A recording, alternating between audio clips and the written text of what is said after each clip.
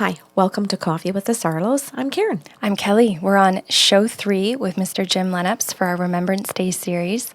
I know the first 2 episodes, there were many things that were sort of updates to shows that he had done with us years ago. He's got new information that he put in those 2 shows. And if you were following along, remembering that, today is where it gets real and new.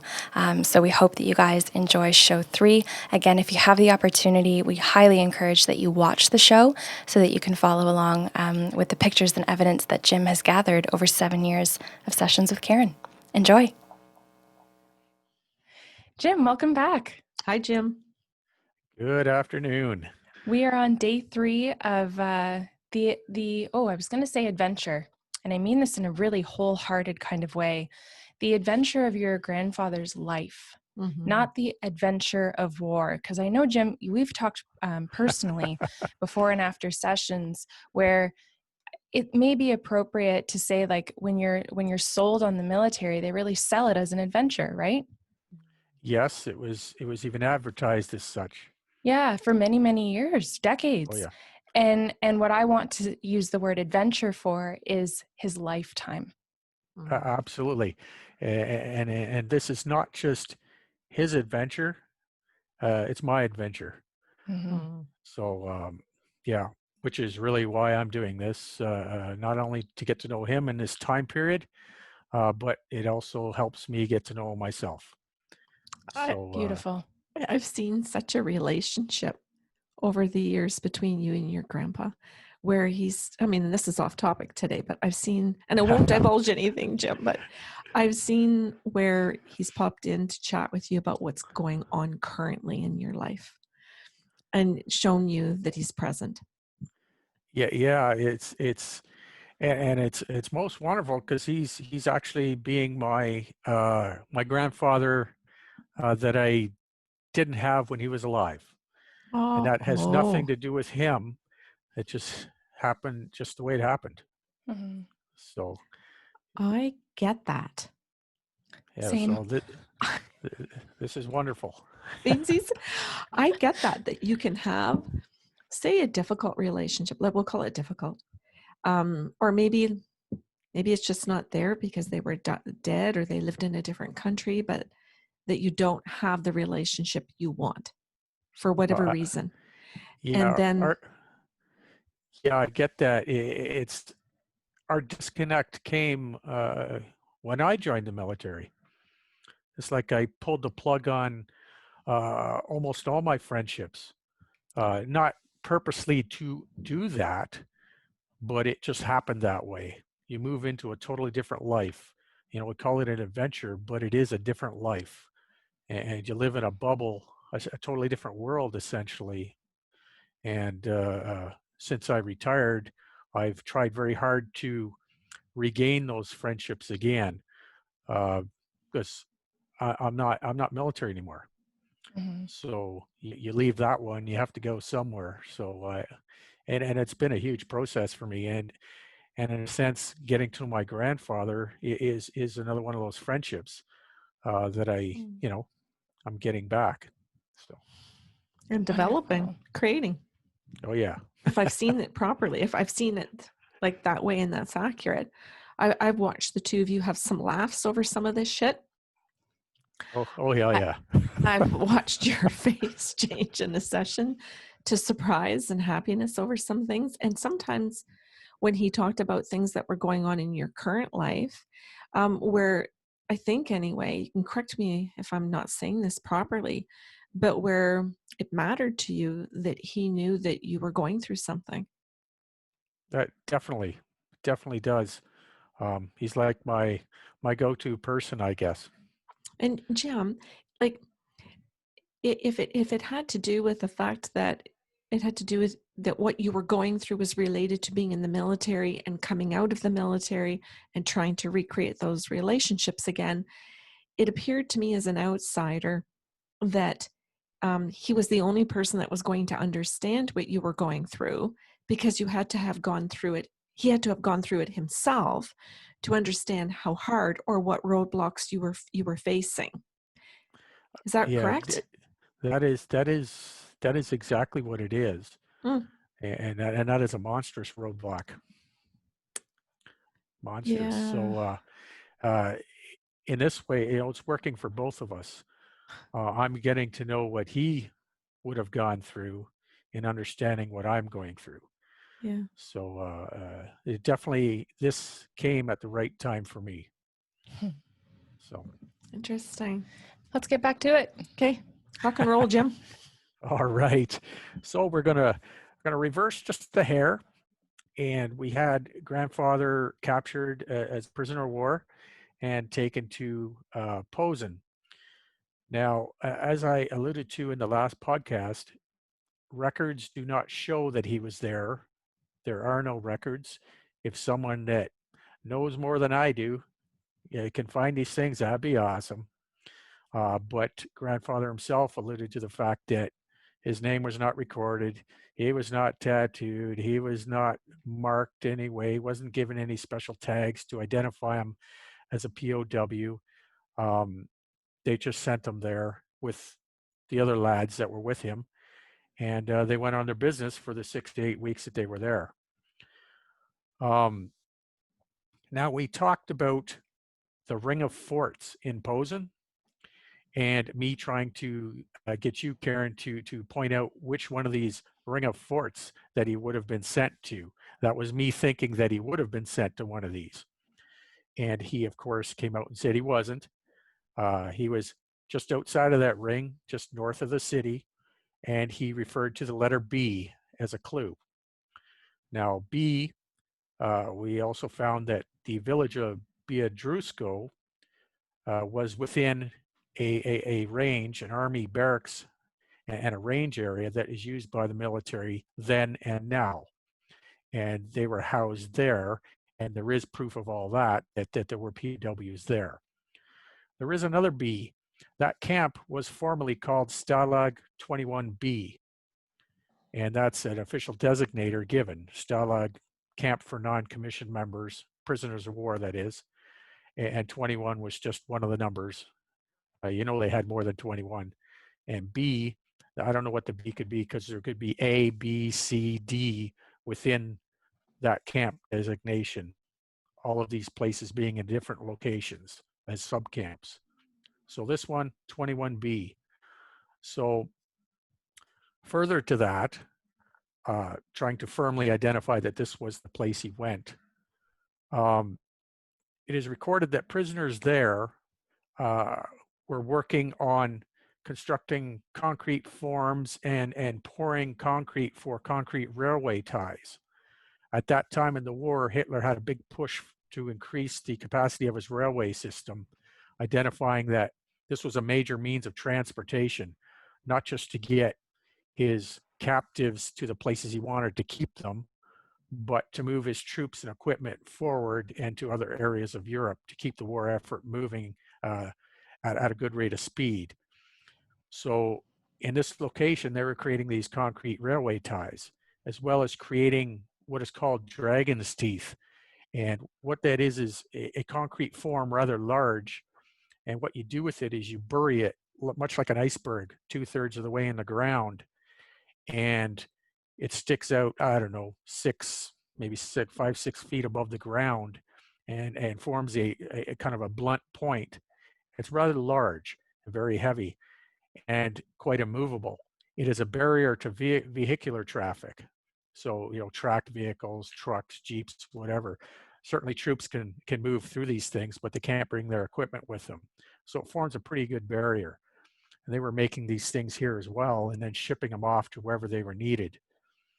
To add to a bit of proof that my grandfather was involved in that, in my uncle's book, again, I'll go back to that, he states that he was put to work here working in dusty air, loading heavy bags of cement and other materials. So we've got a connection to concrete. So all of these little things, start to build a body of truth. Yeah, exactly. Ultimately, it would be great to have a record that says, look, here's his name, there he is. But we don't have that. And this was often the case as we grew to learn through over the years. Um, many people think the Germans. Yeah, go ahead. Yeah, I just wanted to say this, like, this is separate from the story itself, but like, as calm as Karen appears every time that you're able to offer up an affirmation, I can speak as, you know, to someone in the home as you've been having your sessions pre-COVID, that she's not this calm. She screams. And then you just hear Jim's laughter behind the door. And it's just like, I have completely been on the outside of this journey that the two of you have been on with your grandfather, Jim, but it's actually been a pleasure to witness from the outside. The joy that I can hear from the two of you, and the relationship of trust that the two of you have built with one another. Oh, Yeah, that's very true. Yeah, Yeah. this has been amazing. Yeah, and I also wanted to speak to the transformation as well, because Karen, I think you used to just shake in your boots every time Jim's name was in your book. Oh, yeah, I did. And it was like, oh, fuck, what's Yeah. going to come through today? Oh, fuck, Jim Lennips is coming. What's going to happen? Because and in the beginning, you know, being served up riddles by the dead people are not something that we have been really used to, certainly not to the degree that you're experiencing, but also because it required her to sit back and wait and wait and wait to see if affirmations would happen. And that was, you know, the beginning of building trust that you were even going to do something with the information. Oh, go ahead. Jim, I can remember times when you would walk in and say, before we're going to start the session today. And that piece, before we're going to start the session today, lasted 20 minutes. Because you would come in and you would pull out one of your briefcases in the black folder that you had with the zipper, and you would pull out the sheets of paper, and I would think, oh Christ, what's he going to show me today? Do I have to identify? Do I have to? I just never knew. And then it changed to, bring it on, Jim. What are you going to show me today? Because as you saw during these years, at the beginning, I would start, this is when I started the sketching. Yeah. This is when I started, you were the first person that I ever started doing all of the note taking, of where I just actually, your grandfather would say, write that down, put that down on paper. Could you draw that, please? Could you draw the dome? Could you make that cross? Could you, make this diagram?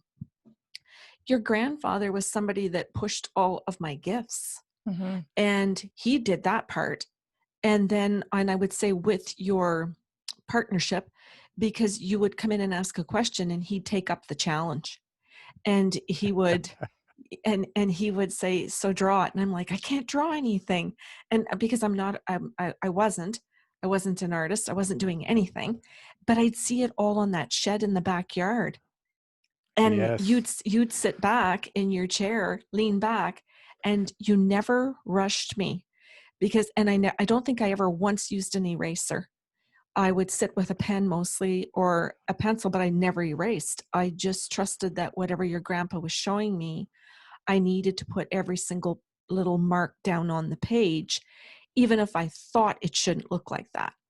So if there was going to be, a spider, and I think it should look a certain way, I couldn't draw it that way. I had to do what grandpa said to do. So I had to be, I'll say, a good servant or a good listener to the spirit world, because you ended up teaching me that every time I trusted myself in that process of trying to figure out how to use these gifts, you'd come back at a later time and show me the diagram. You'd show me the print off the internet or out of a book or something and say, here it is. And I would realize how important it was that my ego and my fears had not overcome me. Oh, yeah. And the beauty, well, one of the beauties of this, and you saying you not know how to draw something because you don't even know what it is, it becomes a non-biased diagram. If I tell you to draw, a particular flower that you have in your garden, you know what it looks like without even looking at it. So you can alter that diagram any way you want. Well, and then you're starting to look into your memory for it. Oh, absolutely. And with grandpa, there's no, this is going to sound funny. I have no memory. Well, it's his, right? Yeah. It's And his which is memory. actually serving a better purpose than what Google Yes. Maps can even do, because he's showing us what the 40s looked like Yeah. Oh, instead yeah. of today. What was, each and every session was a thing of beauty. Um, it was like I could almost see him take over your body. Mm. And I don't mean figurative or like physically, but you would do things with your hands, your arms. You'd look certain places. Then you draw a certain way or write something down a certain way, and some of that didn't look very natural at all. But it's That was incredibly polite, sir. yeah, yeah. Well, we're live, right? Um, and then we're all of these little things meant something, though. And I may have mentioned it in the past. If you go to a session with you and you basically close your eyes and you ignore all these little things, you may be missing something that is Mhm. very, very important that could connect all the little things that don't make any sense together. And I see that in these drawings. I call them drawings, these doodles. And it's funny we talk about this because I was just looking at this one going, Mother of God, is that hideous? Um, and I say that kind of lovingly, because if I showed this to you, you'd say worse. Um, and we may even touch on this when we actually get going here, because the evolution of our appointments was quite dramatic. Mm. The first one was very testing the waters. That's my stupid phone. Just 1 second, I'll kill that right now. Um, but really, here's the technologically challenged Jim here trying to. That's okay.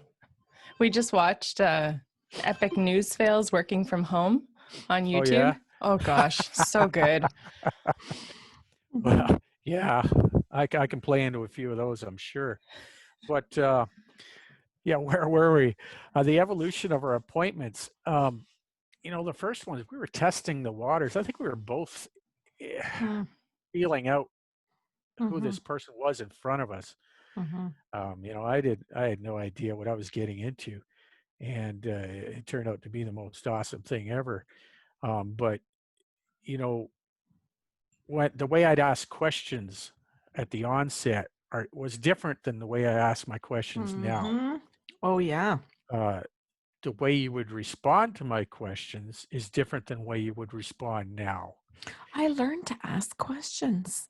Your Yeah, grandfather taught me that I had to ask and not make any assumptions from the spirit world. There right. was a huge process in all of that. And I think too, Jim, it always weighed in on me that your background was as police officer. Yeah, So, I yeah, mean, oh yeah, it did.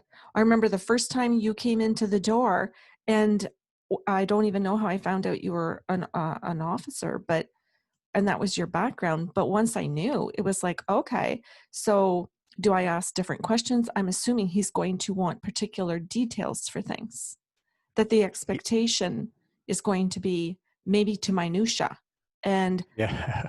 right? And Oh, that yeah. maybe the questions after one session that you might come back 5 sessions later and re-ask those questions. So I just gave it up to the truth.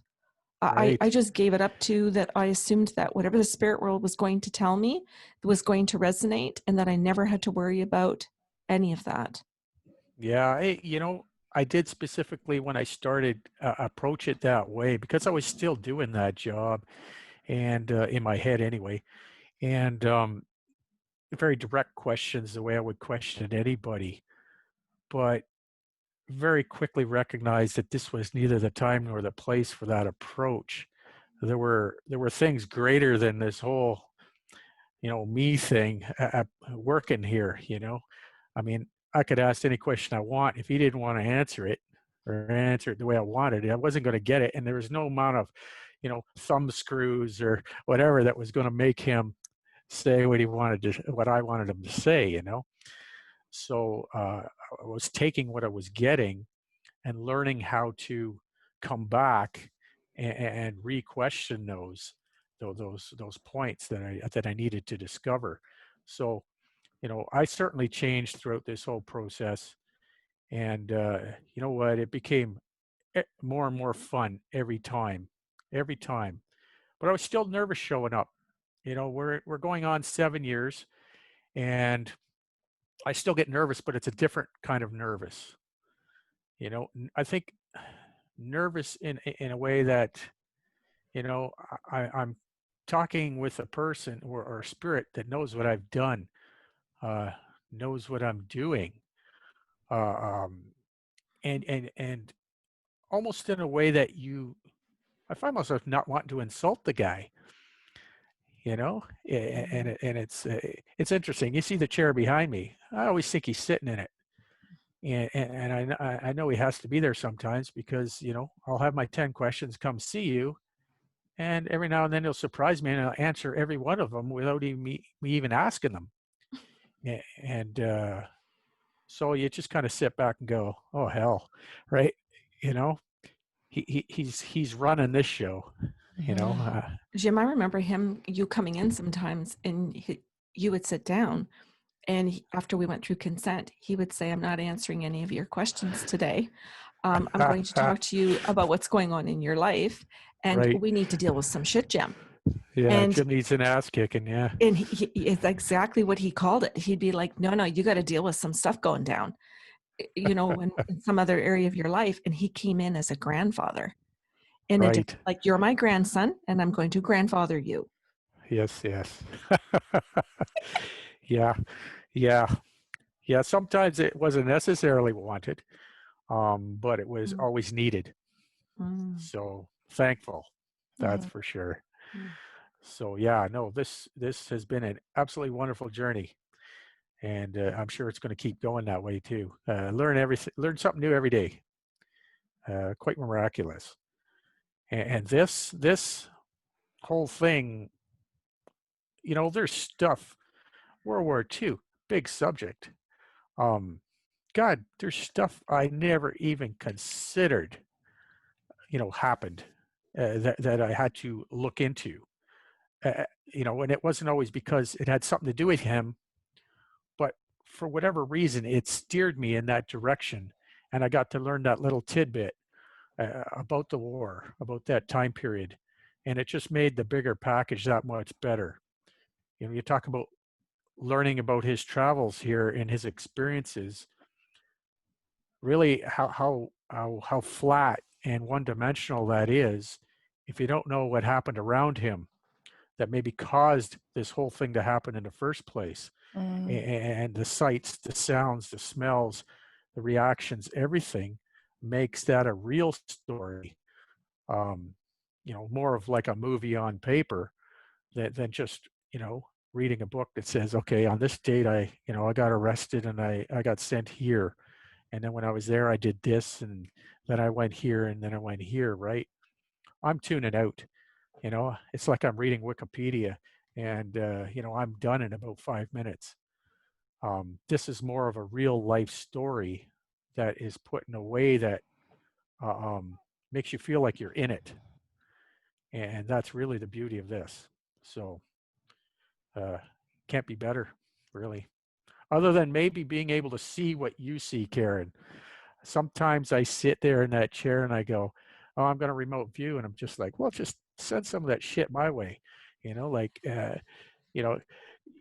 You're seeing it through your eyes, and you're putting it on paper the way you what you think you see. And sometimes I think, well, if I could see it, because I know some of these things about the war and some more technical stuff, that I might be able to sort that shit out like right now. But I think this way is better, because it just makes it grander. Remember at times when he would show me certain things that I don't know why, but one sticks out where I was really grateful that I grew up in a funeral home. and that I was so used to seeing dead bodies, Oh yes. and that I was used to seeing autopsies, that I was used to seeing You're used to smelling it too. this and smelling the different types of death, where we'd go in for lunch on when I was in elementary school up to grade 8, and you would smell a burnt body, a body found in a lake, a body, that had been sitting in a house for 3 days versus 3 months.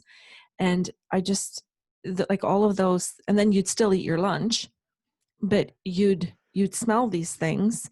And I just had such an interest in knowing like the cause of death, just like the obit forms. I always Right. wanted to know primary cause, and I was fascinated by secondary causes. And as I worked through high school and college years, how much I wanted to see that people didn't die just from a primary cause, that there were often secondary issues. So when I was remote viewing, sometimes he'd say to me, remember, like something about open up the box, and I opened up the box and is there Yeah. something? Yeah. Okay. And Yeah. it was a good thing that I grew up in a funeral home. Yeah. Absolutely.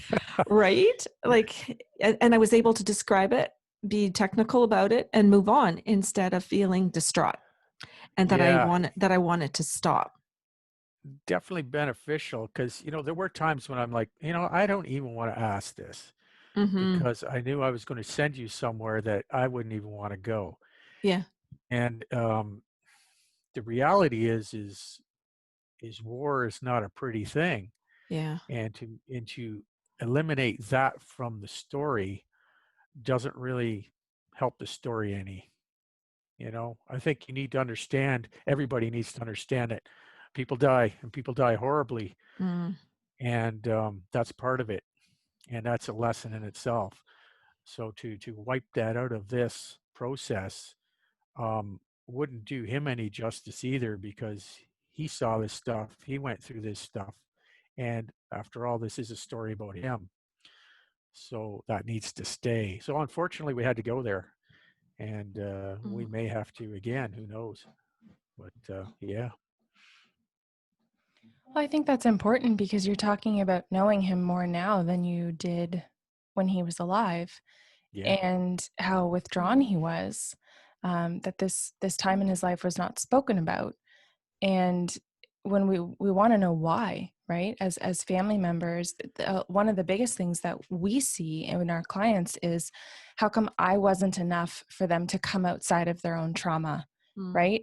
And we get very egocentric about it, us not being enough. But if we have a situation like this where we can understand just how psychologically affected he was and how that impacted him physically as well through the things that you're talking about, then we can start to understand that there was maybe an inability or a limitation on how much he could really give to us in spite of the desire. Oh, that is, I would say, without being any kind of expert on the subject, consistent with the way things still are. Mhm. As a veteran, certainly you've seen and done things that you regret.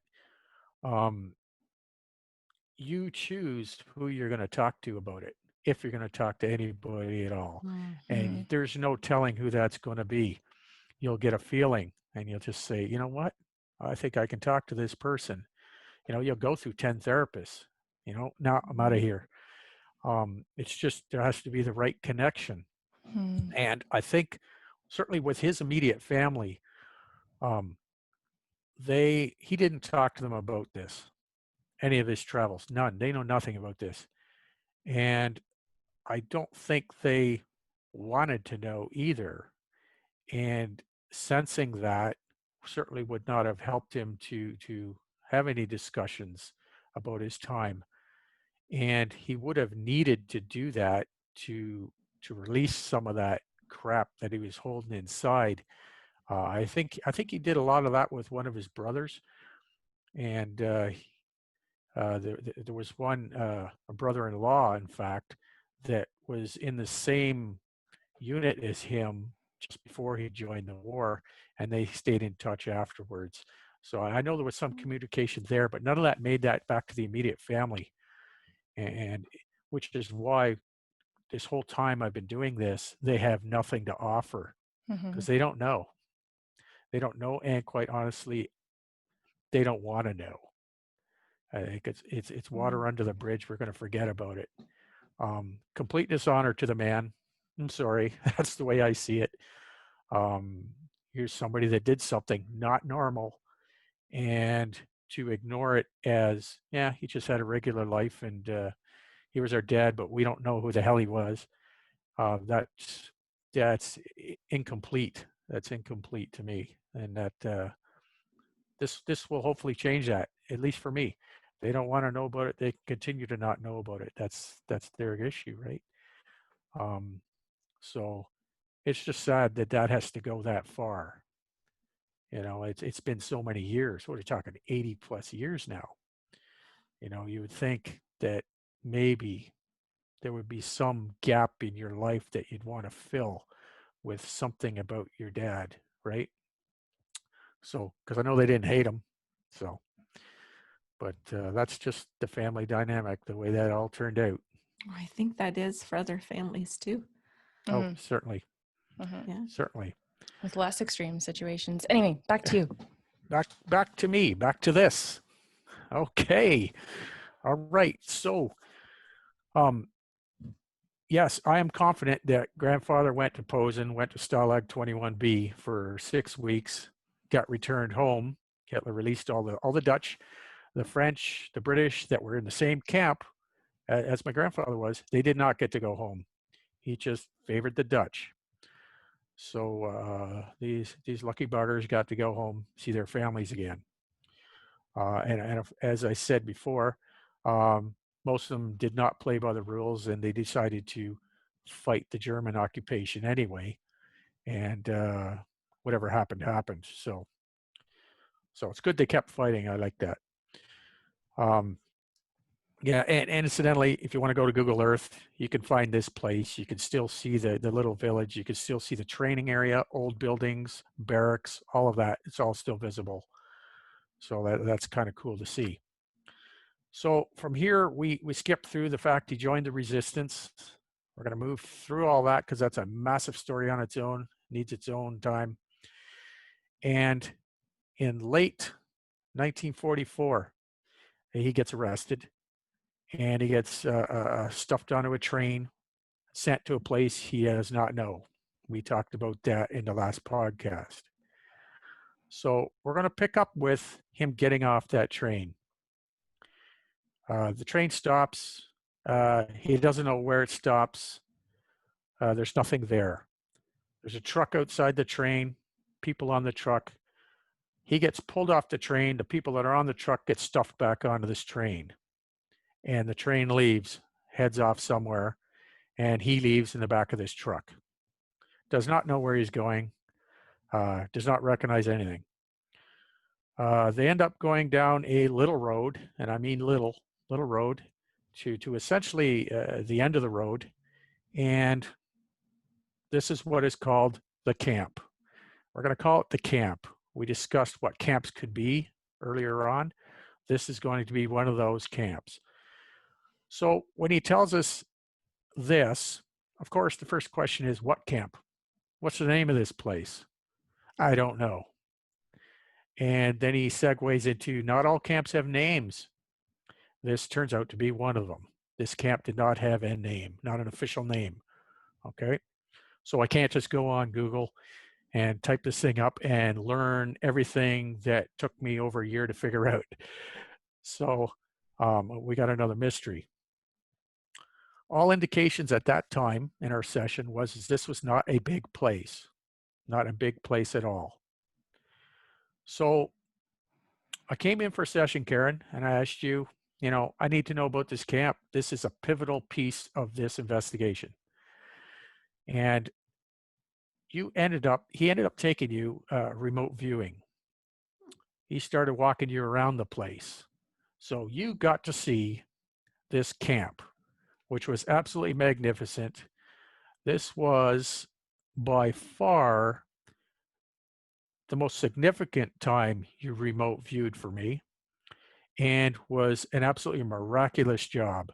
So I do not want to miss any one of these clues and any one of these points because your accuracy is just absolutely tremendous. And even last night, going through these notes, I was still stunned at how accurate it was. Not to say that I didn't think you could do it. It was just absolutely bloody amazing.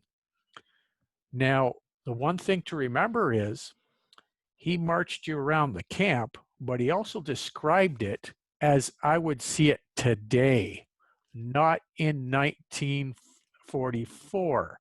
Whoa. Did he say that, or just you got the description and didn't know if you were looking into past or present? No, he hinted at it was, Of this course. is what it looks like. The reason being is I would never find it. Oh. You know, how would I find this place as it was in 1944 using today's tools? Very, very difficult thing to do. So he was showing you this place so that I could find it and carry on this investigation. So this was totally miraculous. So this is where we go to item number 12 in the list of things I sent you, Kelly. And item number 12 is a recreation of your drawing, Karen. You drew this camp and the things that were around it. The reason I had to recreate it was, as we discussed early in this session, this is like one of the early ones we did, and there's probably about 4 scribbles of different things on top of this thing on the same paper. So to show that to anybody would be just an absolute nightmare. So I recreated this drawing the same day that I got this from you. So this wasn't something I created yesterday. So this is very current, very accurate. So hopefully people are seeing this thing or can see it, because this is going to be absolutely wonderful. What we had was the camp was at essentially the end of a small road, and the road ended in a loop. So like a turnaround, right? Go no further. In this loop, or with this loop, there was a large rectangular building with a small shed beside it. As well, there's an area there that on this diagram, if you're looking at it, that looks like it would be rows of trees.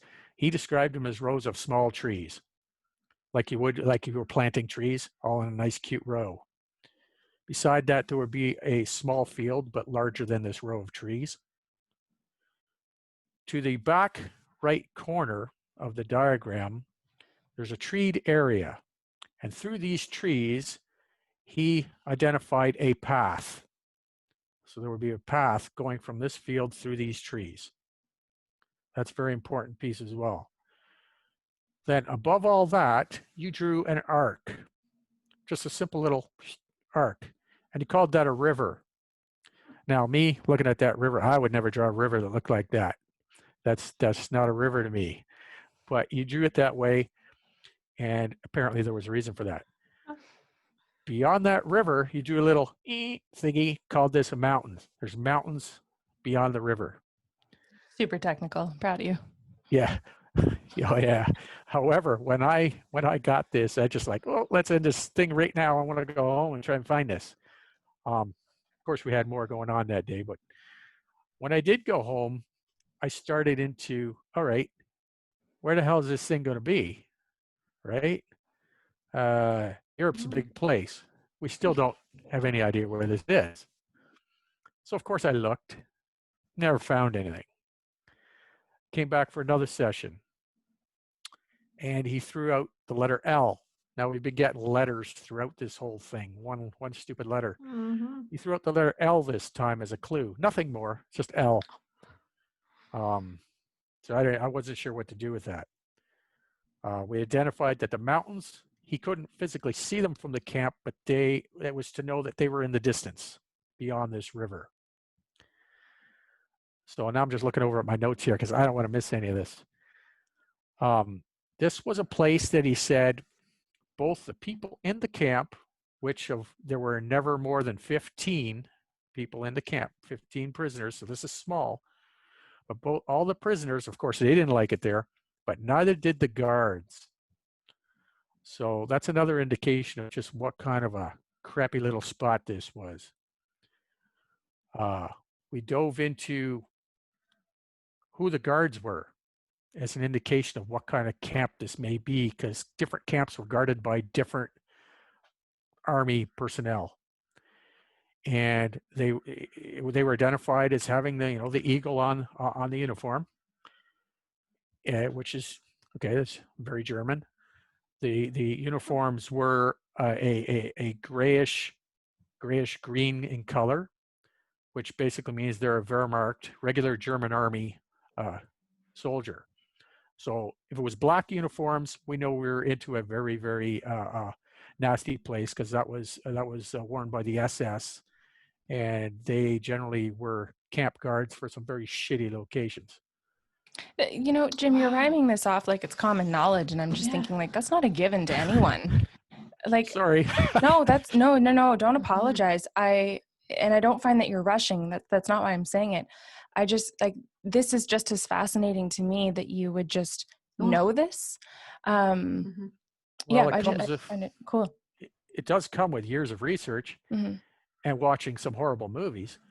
Right. But that essentially is research too, to some degree, right? So yeah, all these little things are little indications and little clues as to, you never know which clue is going to lead you to the X on the ground. So yeah, so we've got all these little clues. And I'm just making sure I don't remember anything. Again, he stated he was not tattooed. Now, I say tattooed. I don't know why I asked that, because that was really the Jews that were tattooed, and not in every prison camp. Yeah, they were all tattooed. Yeah, we're going down a dark and dirty road there. Okay. But yeah, he was not tattooed. He was not given any marks whatsoever on his uniform, on the clothing that he was wearing. He was not given a prisoner suit, as I would call it, like coveralls or something like that. Just the clothes that he was arrested in were the ones that he was in camp with, and he kept those. He was not registered in any way. He didn't go in, sign in, be given a name, a number, anything like that. Very, very, I'll say, unusual to me. Very unusual to me. Not standard practice for, generally if you were a prisoner of war, or if you were another prisoner, there would be records for you. Where'd you come from, who you are, why you're here, right? There wasn't anything like that. So again, I'm going, oh God, here we go. Place number 2, no records. Awesome. Because ultimately, that's the cherry on the top is getting that piece of paper that I can march out to the historians or anywhere else to say, grandfather was here and you can't tell me he wasn't, right? So I didn't have that. And at that point, I didn't think I was going to get it. So other than that, he offered a clue saying that there were colored buildings nearby. Colored buildings. Awesome. So that's what we had to work with, along with your absolutely wonderful diagram. So with that in mind, I had to pick a spot on the map of Europe and start looking for this camp with nothing else to go on. And I was actually quite excited about that. That's a monumental challenge. So again, I decided, well, what's a key part of this diagram that would be a starting point? The river? I didn't choose the river, actually, Karen. I chose the mountains. Yeah. Like, beyond choose river. the bigger thing, Karen. Mountains is huge. This is not my forte. Remote viewing is. Yeah, and you do it well. He is good at other things. So mountains are large and mountains aren't everywhere. So let's pick the mountains. Where's mountains in the context of the Germany area? Certainly Czechoslovakia. off to I the was going to east. say, I hope this is a rhetorical question. Tons of friggin' mountains, right? So I'm going, did he go to Czechoslovakia? I don't think so. In fact, I think he came out and said he didn't go to Czechoslovakia. Mm. So that took that off the list. So I, for whatever reason, automatically took Austria off the list as well. So I was generally working with Germany and Poland at this point. So I went down to southern Germany near Switzerland, lots of mountains there. And I did probably a couple of weeks of searching on Google Earth. Google Earth, man, just a fantastic tool. But you can't type in, give me a dead end road with a loop in it and come up with anything, right? There's no way of doing it. You have to physically look. There's a lot of looking. Probably in 2-3 weeks of looking in southern Germany, I did not find one road that had a loop at the end of it. Not one. Now, I know here in Canada, you find just tons of them. I didn't find one, and I found that very odd. But at the same time, I said to myself, if I do find one, it could be the one, right? Instead of having 20 to choose from. What a growth mindset, Jim.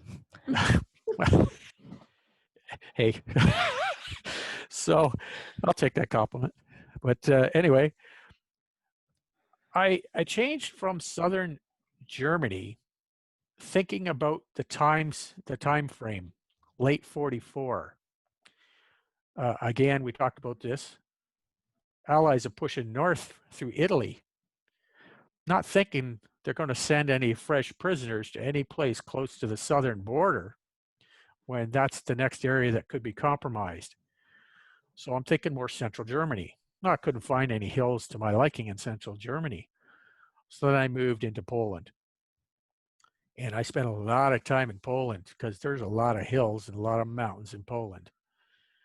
So he did say this is not a major camp. So I stayed away from major camps. Probably about 3, 4, you know what, could have even been 5 weeks of looking on Google Earth. And I mean a lot of hours every day looking on Google Earth for this dead end circular thingy. Never found one again. And I remember the day though. I sat there, figured this is the day I'm going to get it. Had a little drink in my hand, scrolling. Hours go by. It's lunchtime. The hell with this shit. I spun the mouse and let Google Earth kind of scroll along so I wouldn't have to touch it, and just sat back in my chair and watched. And I got up, made a sandwich, sat down. I was in my second bite, and it's like, oh, what the hell? Bam, hit the mouse. And I'm trying to go backwards where this thing had come from, and sure shit, there's a circle. Zoom down, I go, oh, look at that. It's at the end of a road. That's awesome. Zoomed again, and I'm going, oh my God, really? There's a place that looks like it had rows of trees. There's a field that's kind of got the same shape. There's trees all around. Look at that. There's a path through them damn trees. And I was getting real excited now. And if people want to follow along, we're into item number 13 now, an aerial view actually of this from Google Earth, screenshot. And I'm going, wow, could this really be? But of course, after all this time, you get a little skeptical, right? You know, like, could it really be? Not like it was easy, but really, is this the place? I couldn't find a building that matched this large square building that was there. However, if you look at that picture, it looks like there used to be a building there. So, okay, I can work with that. And I go, what else do I got to find here for me to know that this is the place?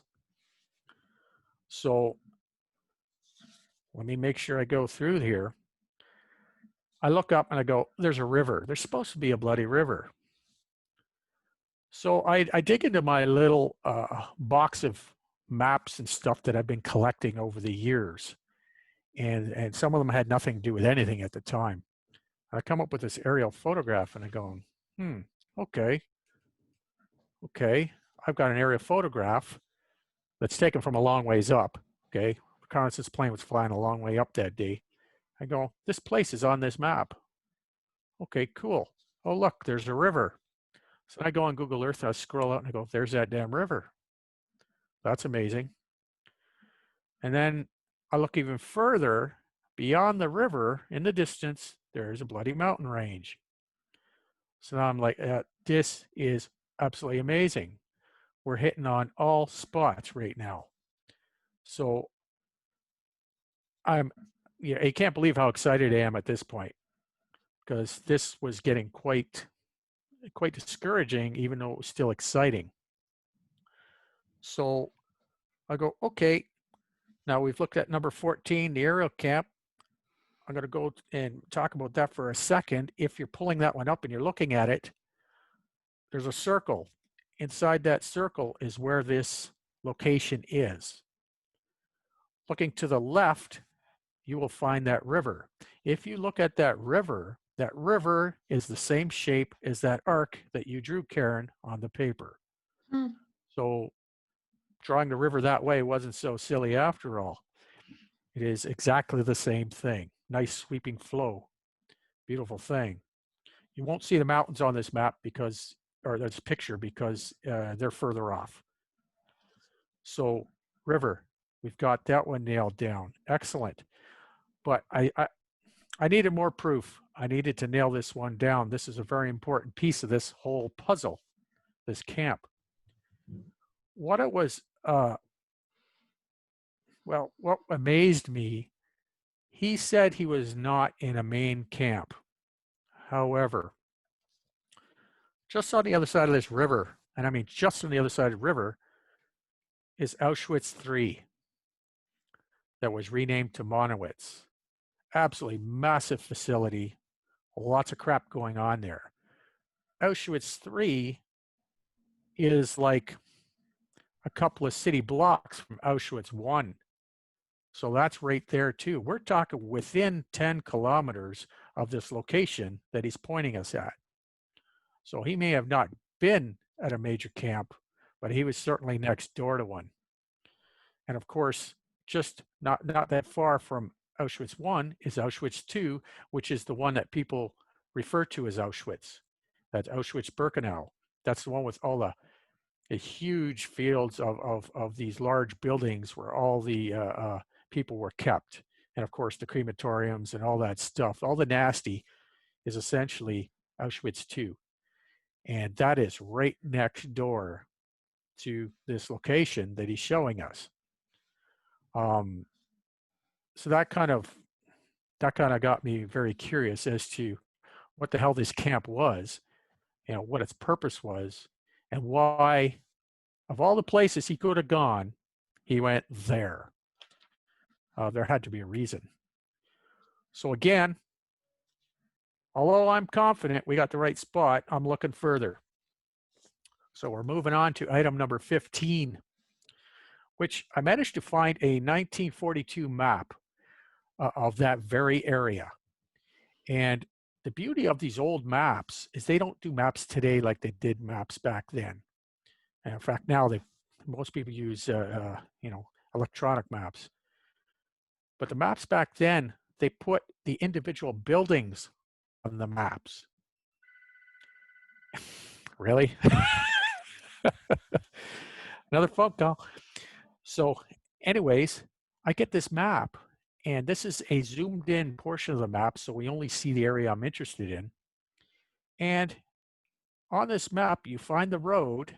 The road doesn't end in a loop because we're talking now, this is 1942. There was no loop there. Okay, the loop is new. Back then, the road basically dwindled into a path and carried on. However, in that area where the loop would have been, you see a large building. The building that is not visible anymore on Google Earth. So I'm like, yeah, right on. Proof that there is a building there. And I've highlighted it with this monstrous arrow on this map, so shouldn't be able to miss that. But that's still not good enough for me, right? Got to have more. The idea being needing more is I felt that I was on the verge of having to disprove a lot of things in history. This is an unknown location. and we're in an area that is extremely sensitive to not only history, but to people that live there. And I felt like I was about to basically, rock the boat. And so I needed to have as much as I could to prove that what grandfather was saying was there, to be able to say that he was there, if that made any sense. So I'm including item number 16 now. This is another aerial photograph and taken by a reconnaissance aircraft during the war. Now, this was a photograph that was taken from another high altitude again, so it's not extreme detail, but zooming in on it gave me a little bit more detail, but it also made it a little fuzzy, but you could still make out what you need to see. Again, inside the circle is the location that we're talking about here. And you can clearly make out a large structure and a small structure beside it, which I would call the shed that he was talking about. And it is exactly where it's supposed to be. So I'm confident the building was there. However, he gave us more clues, right? Colored buildings. That was kind of cute, colored buildings. Now, back to Google Earth, which I used a ton. The people at Google were so absolutely nice this time, and at some point drove down that itty bitty trail to where this little circle was and came back. And if you've ever seen the guys doing the job for Google Earth, the small cars with a massive thing on the roof with all the cameras. Well, they had gone down this road. Thank you, Google. And if you dive down to Street View on this road, when you get on Google Earth, you will go past what is called, or what used to be called, I don't know if it's still called this anymore, Rainbow Riding Stables. And just by virtue of the name, you think colors. Well, take a look at it. It's got lots of colors on both the gate and on the one building. So this is colored buildings if I've ever seen it. And that is right beside this building that no longer exists. Oh.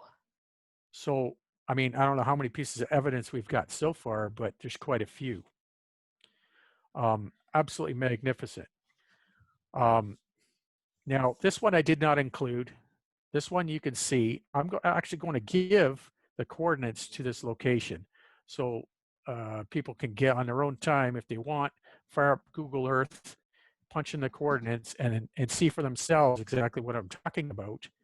And with Google Earth at the top, you'll see a spot where you can hit a little button. It's a timeline, and you can move the slider, and you can see all the different years that the satellite's gone by and recorded this very location. And you can see the changes in this location over the years. And the beauty of that is that it also does certain times of the year. And how do I explain this? If you took a tractor and you drove it across a field 20 times following the exact same path, to you, it would have looked like you just knocked down a bunch of plants, right? Well, next year, if you viewed that from satellite, that very spot, you would see a mark in that field, even though it's not there visibly to you standing there. Right. And you'll see those tractor marks. Well, when you do that at this location, you will also see where this building was supposed to be. And that's absolutely magnificent tool. But going back to Google Earth, we get on that road, get on Street View, have a look off towards the field through a bunch of trees that are there now, and you will see rows of small trees planted that are in the same spot that you drew, Karen, on that diagram. Now, why that's important? Because if you go view Google Earth now, you won't see those trees. They've been removed. So that's one thing you go, well, yeah, I don't see the damn trees, so maybe it's not the spot. But they were there. So that's good for me. One more thing. One more thing. We talk about this building that doesn't exist, and it turns out to be a very important building. Google Earth Street View again, same location. When that team from Google drove up that road, they got a picture of the ruins of that building. There's bricks and small bits of concrete in piles, as well as a pile of ash. It is quite clearly it's ash from a burned out building. So that building was there. This is the spot. Beyond a doubt in my mind, this is the location he went.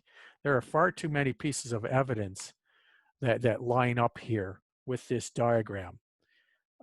It's all there. The path in the woods, not that easy to see. Move the timeline, you'll see the path. It goes right through the trees in the very same spot that you put it on the diagram. Absolutely magnificent.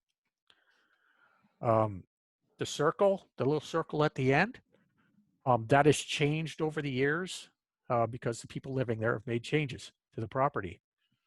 And if you use the old map I showed and Google Earth, you will see that that road used to exist. It ran right past that building, carried on through the bush, and branched off onto another road. That's the way it would have been when grandfather was there. So accuracy here, absolutely phenomenal accuracy. Everything lined up, absolutely everything. There wasn't a missed piece in any of this. So now what do I do with that? I made contact with the Historical Society at Auschwitz, at the Auschwitz Museum in Poland. And unfortunately, I was talking with a historian there, a very prominent historian, magnificent guy. Probably about fourth week I was talking with him, he died. So I lost all contact, and everybody else that was around him didn't want to take this discussion up. I guess he was willing to deal with this, but nobody else is. And the reason is this location is probably 300 yards outside of what they call the area of interest regarding Auschwitz. So it's not been included into their historical studies. Now, the only good thing about that is that this is fresh, but it also makes it even more of a challenge, and that's that gets me every time. The problem with it is now I'm going to have to push this as a significant site. The pushback from that is the people that live here probably don't want that. They don't want to have any contact with that time again, period, end of story. There's still a great amount of fear in different parts of Europe. Anytime you talk about the Second World War, people still think that reprisals can come against them for God knows whatever reason. So there's a lot of people that don't want to talk about this. There's a lot of people that do, but there's a lot of people that don't. And if I had to put myself in the property owner's shoes right now, I would like to say that I'd want this to go away. Like, just leave me alone already, because that whole area is inundated with this history. And it's not a nice history. So it'll be something that you would want to move on from. So I don't know if the people that currently live there know anything about the property back in the 40s. I don't know, but I'm sure somebody in this area does. So down the road, looking forward, I'm going to go here, and I want to talk with people and see if they can tell me about this property. Was there a building? Well, I know there was, but tell me about this building. Do you have any photos of this building, right? I just like to pad all of that, even though I know it's there. I just feel the need to pad it all, right? Close off any little loopholes. So again, we've got this camp. He says he's at a camp, but we know nothing about this camp. History knows nothing about this camp. So this is a humongous hurdle we gotta cross now. So another session comes along, and I have to figure out how I'm going to attack this. How am I going to get the information I need with regards to this place to be able to properly identify it, to go forward with it. And so, of course, Grandpa, what was the purpose of this camp? Why was this place here? Right, straightforward. No purpose really came out from that question. Instead, as he often did, he chose to answer by providing different information, not a direct answer, right? Should not have expected any differently. So here we go. Like, I don't want to talk. Can I interest you in a drawing? Well, yeah, no kidding, eh? Just send that shit to me in a dream, you know, like something. But okay, what was the purpose? Let's reword it. What happened here, right? What happened in his camp, right? Like, I'm going to be smarter than Grandpa. I'm going to just change the wording. Well, we ended up talking about what he did when he was there. And he was apparently given the job of a functionary, essentially someone that worked for the camp, even though he was a prisoner. Okay? So there were many types of functionaries. And I asked what kind of functionary he was. And he said, well, I wore a white armband. And nothing special, just a white rag of sorts tied around my arm, you know, around here. And researching that comes back to people that wore the white armbands were generally connected with a hospital. So it's just like, what the hell? There's no hospital here. You know, why are you like a hospital functionary? So onward we went with that. Well, what did you do then as a hospital functionary? What did you physically do while you were there? And he was given tasks to perform by the guards there. And he went alone on these assignments. So either there was a hell of a lot of trust that he wasn't just going to bugger off, which I would have done, or there was absolutely no way that he could have left. There was nowhere to go.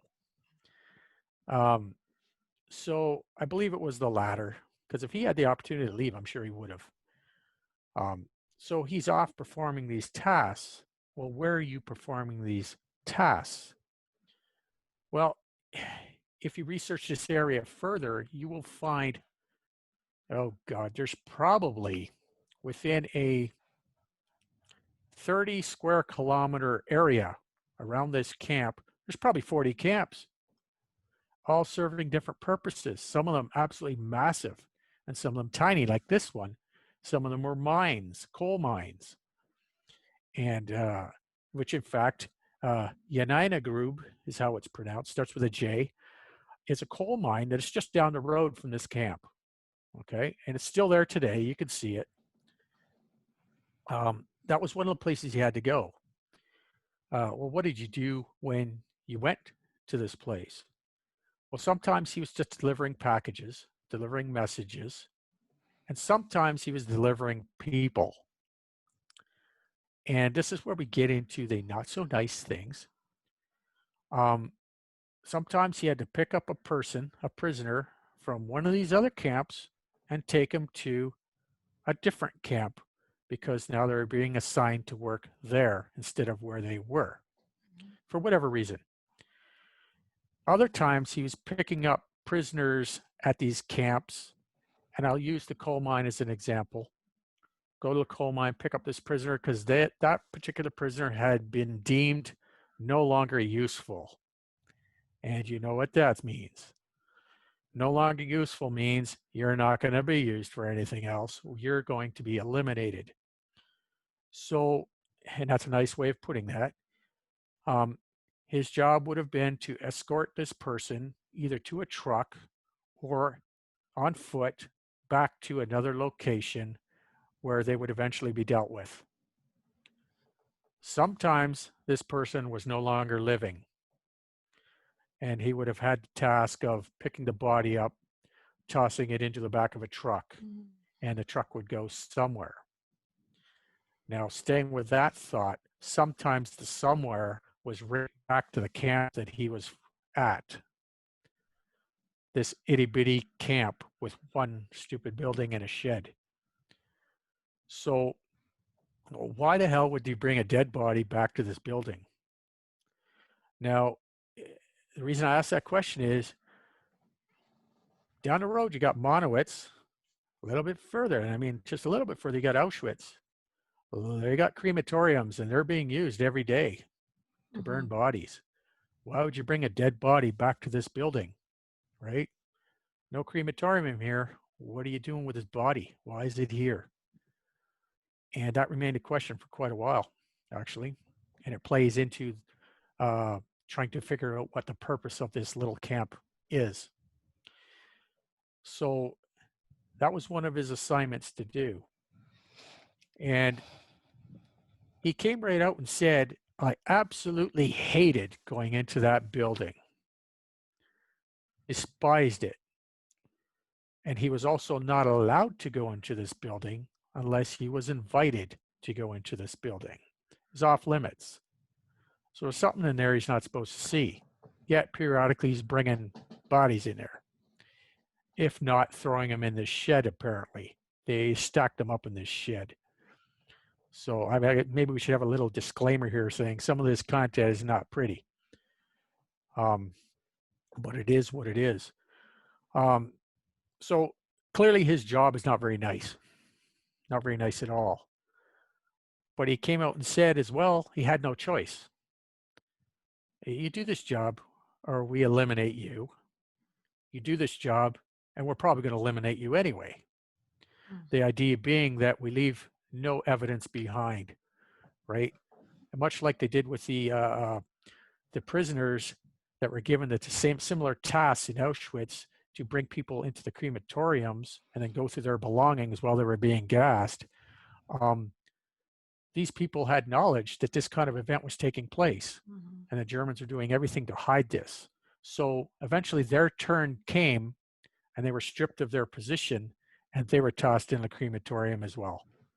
So he was kind of facing the same fate. So yeah, not very nice at all. Now, the fact that he said he went into this building brought up, of course, the question, what did you see in this building? What does this building look like? Well, the outside of the building was described as a square building, brick and wood structure, steel roof. And the inside, however, had all the walls removed. So all the interior walls were removed. So it would essentially be like one big room. All the windows were boarded up and sealed. So clearly didn't want anybody to see inside this thing. Why would you need a building like that with no rooms in it? Just one big stinking room. What was in there? He described a small kind of kitchen area off in the one corner. Well, I know immediately what that kind of thoughts I was having with that. Bodies, kitchen area. They're not cooking them. However, right, what do you do in a kitchen with meat? So we never got any proof that that was going on. However, he did identify that also in this building were boxes of papers, boxes that had jars of human samples in them. Now, when I talked about having to know as much as I can about this camp, this is one of the reasons. To say these things is bringing up a very awful piece of history that an awful lot of people have spent a lot of time trying to figure out, because they were looking for blood, looking for to catch the people that are involved with this kind of activity. And so I was treading lightly when we got to this, very lightly. So I did not know how far into that I wanted to go. Because it could do nothing but bring up controversy, especially when this is something nobody knows anything about, or at least they have not acknowledged, right? So, okay, fine. We've described the building. Did anybody ever come to this building, visit this building? Because we haven't had any indication of that so far. Yes, periodically, an officer would come up in a staff car. Like, okay, well, it's a camp. And as a commanding officer, maybe you want to drive around and see your sights, right? I can see that. So what kind of officer was this? Well, he was wearing a black uniform. No, awesome. Now we're talking some of the more prominent Nazis, members of the SS. Go, that's not necessarily a good thing. However, now I'm starting to mentally connect this little camp to one of the larger camps. This camp had some satellite purpose, as many of them did, to one of the main camps, especially to have this kind of officer come and visit this stupid little building in the middle of nowhere. Sealed building, no less. However, it contained paperwork, files, and samples. So I knew what I was thinking. So, okay, well, what did this guy look like? And this was actually kind of an interesting day when we asked this question. Karen, you went and asked, show me this guy. He ends up standing on the step. I guess we're 2, maybe 3 steps to get into the main door to this building. He's standing on the step and he blows smoke in your face because he's smoking a cigarette. And I remember your reaction. It would have been if I was smoking a cigarette and blowing it in your face. Mm-hmm. That's how you responded. And you were coughing and going, okay, great. We got a smoker. It doesn't really narrow it down in the military. But we got a member of the SS. And I go, well, what's his name? Has he got a name tag? Ask him his name. And we got something that sounded like Mengele. And at this point, I had to stop, sit back and go, there was an ounce of, I don't believe that in Who's me. Mengele? Well, you'll find out in a second. Okay. Mengele was the target of everybody, especially the Israelis, after the war. He was a well-known Nazi, a doctor, not even know if he was qualified, that conducted human experiments in Auschwitz. And he was targeted as one of the people that they needed to get, needed to bring to trial, needed to kill, to close that all off for all the people that he affected. And the brief history on this gentleman was, as the war was coming to a close and the Soviets got to the location of Auschwitz where Mengele was, he had buggered off. He'd escaped. He knew that the Soviets were coming. He was running for his life. He never made it out of Germany, but he made it through the roadblocks that the Allies had set up. There's a movie about this. There certainly is. I watched it. Cool. Which one was that? Is that a real name? Like that's Mengele? It's not pronounced differently. Oh, okay. No, that's the gentleman. Jessica Chastain was in it. Oh, I don't know. I don't know actors' names. I'm horrible with that. There are several movies that cover this and many, many, many documentaries. And so because it's a prominent name, this is why I sit back and I go, oh, wait a second. It's too easy to create a Forrest Gump kind of scenario, right? Where one man is everybody. Everybody big turns into this one person. And I didn't want to fall into that trap. But the pieces were starting to point in that direction regardless. We know he kept samples and sent them back to a buddy of his at the university in Germany as part of the studies. He was a person that he worked under before the war. He also was described by you, Karen, as having injuries that were consistent with the injuries we know he had. His face also matched the description. that we know to be him. What? Yeah. So, and you not knowing who the hell this is, well, there's credibility there, right? I mean, how could you possibly be describing this person if it wasn't him? So, yeah, we were heading down a very dirty and dangerous road at this point with this investigation. Because, like I was getting on to say, this guy was hunted and hunted horribly. Now, all SS members had to meet the criteria to become SS. He met the criteria. But then they all had to be tattooed on their arm, on their forearm, with a special number that was only the SS. He didn't have that tattoo, and that saved his life at that point in time. For whatever reason, he managed to not get one. And he made it through the Allied checkpoints because they were looking specifically for SS personnel, and they were looking for them by virtue of the tattoo that should have been there. He didn't have it, so he got away. Now, there's contradictory information as to where he went. Somewhere in South America, apparently he ended up dying down there. Some people still contest that he didn't, but it's pretty sure that he did. But nonetheless, he survived. And for this gentleman to have been at this location, the time frame matches. The reason for this building being there sort of matches with the way he operated.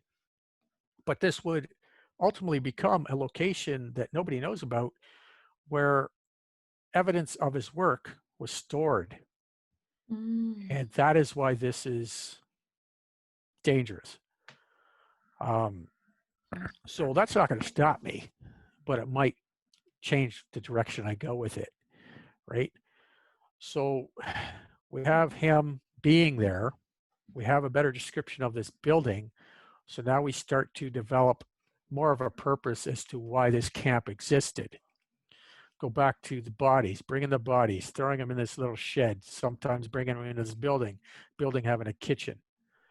Well, you got bodies, you can get body parts. Another thing is why certain bodies coming to this place and not all the bodies coming to this place, right? Well, some bodies, some of these people had gold in their teeth. Well, the easy way to get it out is after they die, right?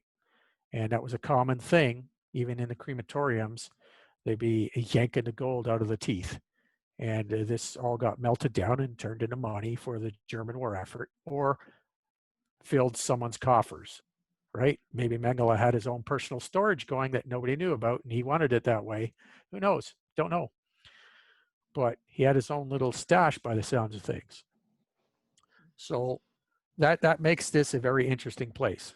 It also makes a very good reason why nobody would want to talk about it, especially nobody in the area, if they knew about it, would want to stick their hand up and say, yeah, by the way, there's this place right down the road from me. So that plays into the troubles with carrying on this investigation in that direction. So I decided that, okay, let's go just a little bit further here and go, who else was in this camp? You say there were 15 people on and off, and it were always the same 15 people. These 15 people, they fluctuated. Some came and some went, so we don't know what happened to them. And give me a name of somebody that was there. Maybe we can talk. You and I, Karen, we can talk to this other person, and maybe they can give us something. Try to approach this from a different angle. And we ended up getting the name of Giovanni Kovic. I'm going, Giovanni Kovic, okay, fine. Kovic, that's cool. It's kind of, to me, that was like a Serbian kind of name in that kind of location, Yugoslavic. The information, though, is that he, this gentleman, had dual citizenship. So he's got roots in different countries. Okay, why are you here, Mr. Kovic? Well, apparently he's supposed to have known things, and His mother was supposed to be a well-known nuclear researcher. Going, okay, that's interesting. However, to this day, I cannot connect the dots between that name and anybody that was involved in that field. So that's something I'm still working on. That's kind of a sidebar. We poked and prodded this gentleman for quite a while. We got little tidbits about his character and that sort of thing. And eventually it sounded like he did not want to talk about this. So he didn't. He stopped. He did survive the war, and he did make it back to North America. So there's family somewhere that knows something. Maybe somebody will watch this. Maybe somebody knows something. Who knows? But we turned up getting it. It was a dead end for us with respect to who else was in this camp. So as far as defining a purpose of this camp, I think I had to settle on the fact that this was a place that was a storage location for stuff that one person did not want to see, didn't want anybody else to see. Why we had to have 15 prisoners here, I don't know. Maybe they were assigned to different duties like my grandfather was. Don't know. But ultimately, this camp came with no name, varied purpose maybe, very small, but he was not there very long. So we go back to the main timeline of World War II. If he's arrested in late 44, and by late 44, I'm thinking November 44, and there's reason for that because he shows up in a picture that was taken in September 44. So we know he wasn't in this camp. Mm-hmm. So November 44, I take that he was started on this trip to this camp. Very shortly after he had gotten there, the Soviets were moving right through from the east, pushing towards Germany. So they were squeezing the Germans back into their own country at this point. Well, Poland sits outside of what Germany used to be, very close to the Soviets. So they were marching through Poland very fast, and this camp was in Poland. So we also know that camps further to the east of this one had already been evacuated. So what was going to happen with this place?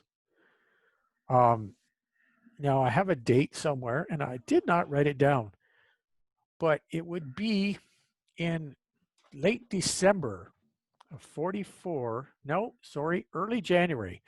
January 20 something. January 20 something. Auschwitz was liberated by the Soviets.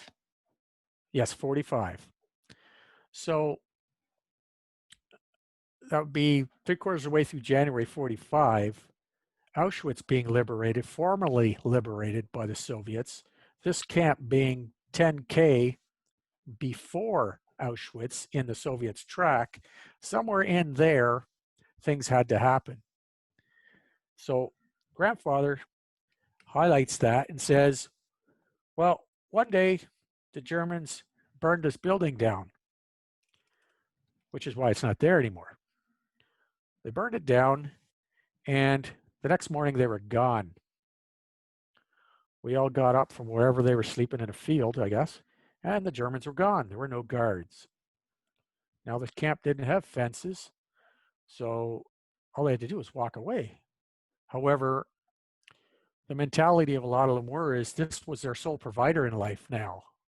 Was these Germans were like their providers, their food, their shelter, their safety, even though they really didn't care about them. This is all they had. So many of them did not want to leave. My grandfather said, to hell with that, I'm out of here. And he just stood up and walked away. Now, I think another person went with him. I do not know who that is. But ultimately, he left. So he started his road, I'll say home at this point. So to time out there for a second, we've identified where this camp is, and I will provide those coordinates. We've identified what's around this camp. We've sort of identified what went on with this camp, but we don't really know everything. but it's still an absolutely key piece of this entire story to be able to prove that he went somewhere again and this is where it was. So from here, I will still be tying in, still poking away at the historical people and saying, look, you need to take a look at this place. What do you have that, that may be obscurely written in a record somewhere, right? What do you know about Mengele, right? Can we tie these things together? Really, I don't care about this guy, but I do care about this camp in my grandfather's connection to it. Jim, did yes. you ever find out what the L was? Yes, the L, just down the road in the other direction, is the village of Libya's. Starts with an L. That's what I believe the L stands for. That was his way of saying zero in L, look for something L. Libya's not very far at all, within walking distance from this camp. The place still exists today. And there were many camps around that as well. They had their own camps in Libya's. And I don't remember what they all did. Cool. There were so many things. So the camp, absolutely magnificent drawing, remote viewing, spectacular, absolutely spectacular. And I know every time we did this afterwards, was equally spectacular. Just, I knew I could count on the accuracy. And when I got something, I knew don't screw around with it. It's just the way Karen drew it, right? Don't create something out of nothing here. Mm-hmm. So absolutely magnificent. But I do want to mention one more thing with regards to this camp. And it's a little hard to describe, but when we were asking him what he did when he was there, he had you kind of take a teaching position with me. And you kind of like held your paper up. He said, so say, here's this camp, and you put an X on the paper. Here's this camp right here. He would have to walk or take a truck if it was a long ways, but mostly he walked to other camps in the area to do these deeds. And you would go like over here, say over here, or maybe over here, or maybe over here, and you put X's in each one of those spots, right? The short story of that is when I took that home and I took a look at that, I looked at it many times, and I pulled up a map that I have stored here that shows all the camps in that area. And I could, when I scaled your paper down correctly, lay it right over top of that map, and everywhere you put an X was where there was a known camp. And why I did that, I have no idea, but it was absolutely phenomenal, right? So we've got X over here, Bulbreck, X over here, Yanina Group, one over here, a little shoe factory, right? Another over here, another mine, and they all laid out. And it's like, if they were off by millimeters, right? So fantastic. And this is why I say, and I've said in the past, your information is more than just what comes out of your mouth. Your information is more than what goes on paper. Look into it. There's a reason why it came the way it came. And all of this has worked in my favor, but I had to be able to recognize that, or I would have missed all of that and missed so much of this. So, and I'm sure you don't know that you're doing it that way. No. It certainly doesn't appear that way, which makes it even more fun, right? You know what, Jim? I haven't got a clue. It literally is why people call it, or why we refer to it as channeling, because your grandpa really does get to use not just my mind, but my body. And so Right. including my hand, or the facial expressions, or what comes out of my mouth, or by using my hand to actually put things on a piece of paper. So when you really are channeling, it's all of who you are. Oh, yes. And yeah, I learned that. But all of what I've brought up, all the clues that I've brought up, these are the prominent ones. All the little things that have gone on in between all of these, massive, absolutely massive amount of information, and it all ties together. But I couldn't present all that in a podcast. we'd be here for as long as it's taken me to investigate this. Because none of it makes any sense without explaining each individual one. There's just so much, and it's so absolutely magnificent. As a matter of fact, when we talk about that camp again, when I wrote it on my board here, I just forgot to look over there. The very first session I came to see you, one of the clues when I asked, tell me about your time in the war, and you remember he rambled off a bunch of things that made no sense, showed up on my blue spider behind me. One of them that isn't on there was that he was outside in the winter, left to freeze.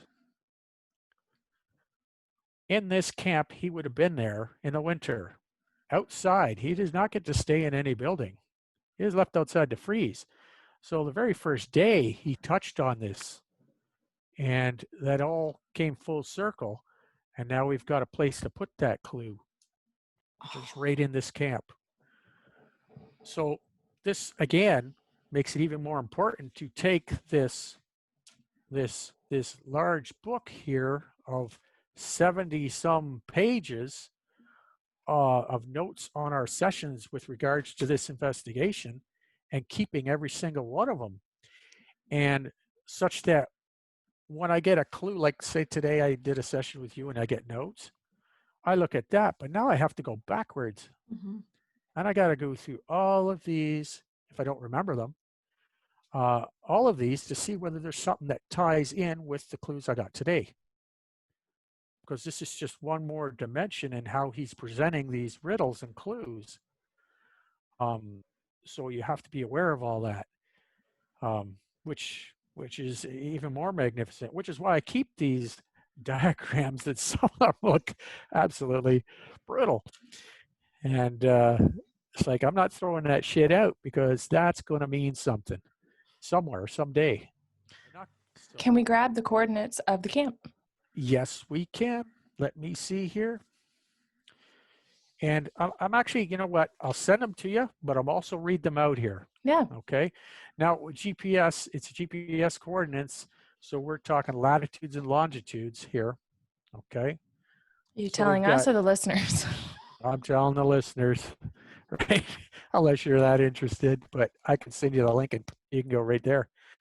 50 degrees, 5 minutes, 19 seconds, 0.88 north. So we got 50, 05, 19.88 north by 19 degrees, 16, 52.31 east. Now that's a mouthful, and I don't know if anybody will understand that. So here's a clue. If you go to Google Earth and you type in Libiaz, okay, Libiaz, Poland. It's pronounced just the way it sounds. Or that didn't sound right at all. Spelt just Sounded the way it perfect. sounds. Yes. No doubt we're way over here. So Libiaz, Poland, type that in. When you find Libiaz, Poland, head in the direction, I may say here, southwest, about 2 kilometers southwest of Libiaz, and you will be at or very near this camp. And so if you go to the picture, you'll be able to find it based on the picture on Google Earth and given that direction. And from there, you know, look around, check it out, verify it yourself. Maybe you'll see something I didn't see. But compare it with the diagram. By all means, compare it with Karen's diagram, and you'll see just how astonishingly accurate that is. So, yeah, wonderful. Thank you. Thank you very much. Oh, thank you again, over and over again. Yeah, absolutely amazing. Absolutely amazing. Maps, diagrams, thing of beauty. Yeah, we've come to value those very much. Oh, yeah. Wonderful. So am I correct in saying that our next podcast will be the journey home, or not quite yet, Jim? We are going to we're going to start the journey home, probably partway through that podcast, but we're going to get into one of the possibilities as tried to explain how he got to this camp and why he didn't know he was going there and where he was going. Okay. I did not want to do that ahead of this because it Mhm. would have destroyed the story. Okay. And I didn't discover this until after this anyway. So we'll touch on that. That won't be very long. And then we'll be starting his journey home, which is still a monumental adventure. Sounds good. Thank you for your time. And the resistance group, Jim? The resistance group, we're leaving them wonderful people behind. Oh, right. I value their time, and they all need to have their story, not just my grandfather. Yeah. And so we may show the photo of them. And if you do see the photo of them, he is the gentleman back row standing far left. And just quickly on that, there is some controversy as to who this guy is, because understand that the photo when it was taken does not come with a pass around the clipboard and put your name here. Mhm. You don't want to identify yourself. Identification means certain death. And so we're left with history and people coming out and saying, that's my dad, that's my grandmother, that's my grandfather. Okay. So you have myself identifying this as my grandfather, and you have one other person in Holland saying this is his dad. And Oh, this can be a whole different segue. Mhm. There's controversy. I don't know how it will turn out.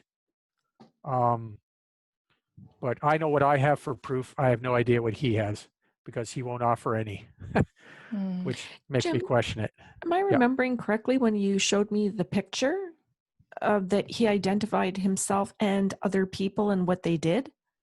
He identified everyone in the photo, including himself.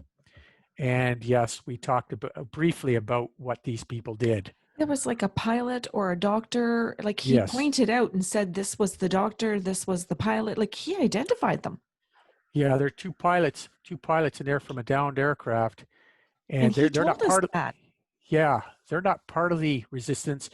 They were there at the time and were asked to be in the photo, and they showed up in the photo. Right. And yeah, well, I won't go any further with that one. Okay. Cool. Thank you for your time. Oh, thank you. Thank you for letting me talk about this story. Excellent. We look forward to the next one. Oh, yes. Have a good day, Jim. Yeah, we'll see you later.